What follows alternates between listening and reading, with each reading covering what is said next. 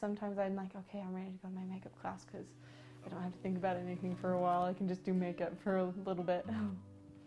It's really it's not necessarily an easy class. You learn a lot in it, but it's something to relax you and kind of just allow you to like focus on something other than schoolwork for a while, because it's a hands-on learning experience, which I feel like sometimes it's hard to get those at school. And the actors are really sweet. They're really sweet and they really appreciate all the work that you do. They're like, thanks so much for coming.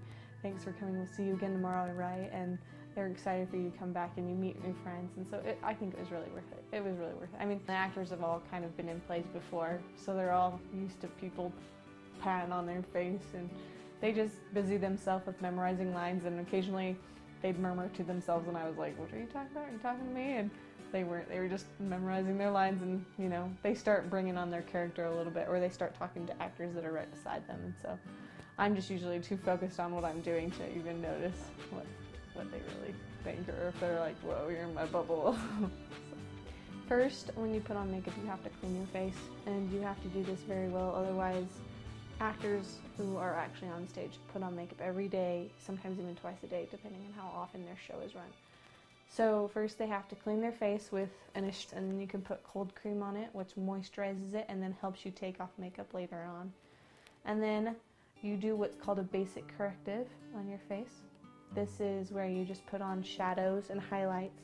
You always want to be conscious of how much makeup you're putting on, because it does start to drip on stage because they're sweating and it's hot with lights on. So you want to be conscious of that and try and make sure you don't put on very much makeup. That's the key about stage makeup. You can't put too much on, but you want it to show from the audience.